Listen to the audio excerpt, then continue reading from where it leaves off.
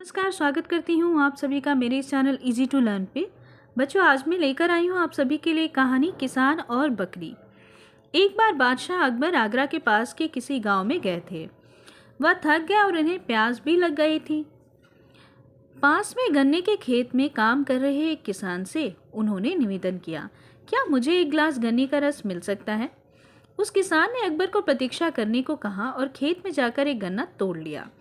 उसने उस गन्ने का रस निकाला और एक लोटे में लाकर अकबर को पिलाया। अकबर को गन्ने का वह रस बहुत ही स्वादिष्ट लगा।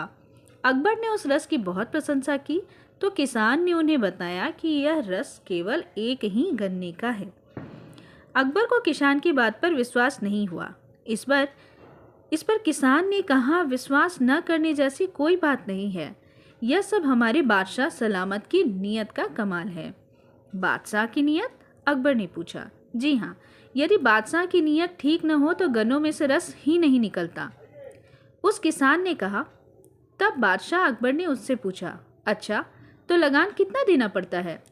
जी 25 पैसे, किसान ने उत्तर दिया। अकबर ने मन ही मन सोचा कि इतनी उपजाऊ फसल होती है और लगान केवल 25 पैसे। ठीक है, इस पर आगरा पहुंचने पर लगान में बढ़ोतरी कर दूंगा। उसने मन ही मन निर्णय लिया।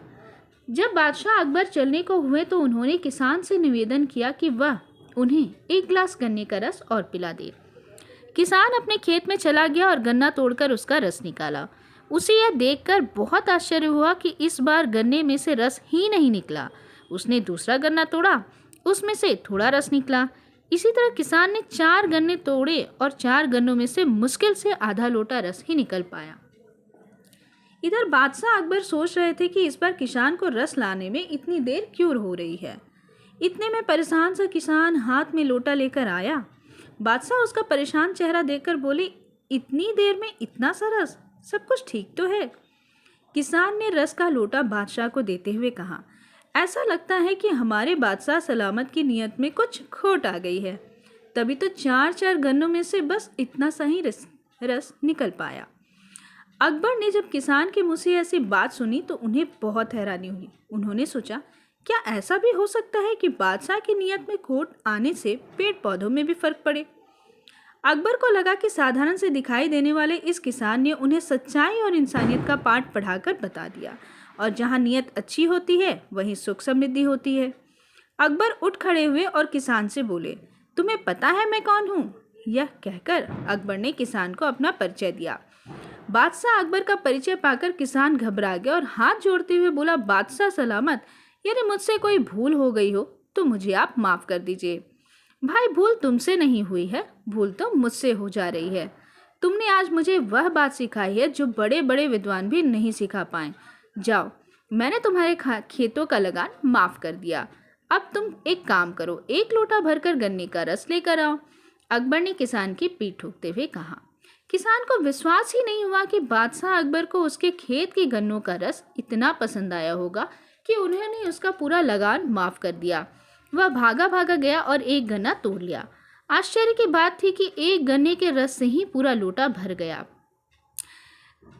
अकबर गन्ने का रस पीकर पास में ही खड़े पीपल के पेड़ के पास गए। वहां से उन्होंने एक पीपल का पत्ता उठाया और बोले, पीपल के इस पत्ते पर हम तुम्हें 2 गांव देने का हुक्म दे रहे हैं।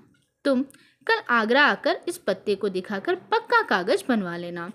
किसान खुशी से फूला न समाया। उसने झुककर बादशाह को सलाम किया और अपने काम में लग गया। खुशी के कारण वह उस पत्ते को वहीं भूल गया जिस पर बादशाह ने उसके नाम के 2 गांव लिखे थे। इसी बीच दूर घास चर रही किसान की बकरी आ गई और पीपल के उस पत्ते को खाने लगी। यह देखकर किसान के होश उड़ गए। वह और जोर जोर से रोता हुआ गया, आगरा की तरफ भागा। हाय, बकरी मेरे 2 गांव खा गई। सारे आगरा में यह बात फैल गई थी कि एक बकरी ने किसान के 2 गांव खा लिए। यह बात बादशाह अकबर के पास पहुंची तो वह समझ गया कि यह कल वाला किसान है। अकबर ने किसान को दरबार में बुलाया और 2 गांव उसके नाम लिखकर दे दिए। जब किसान बादशाह को धन्यवाद देता हुआ दरबार से बाहर जा रहा था तो बादशाह ने उसे रोककर कहा, इस बार इन दोनों गांवों को अपनी बकरी से अवश्य बचाना। यह सुनकर बादशाह अकबर के दरबारियों के साथ साथ किसान भी हंसने लगा। ये थी कहानी किसान और बकरी।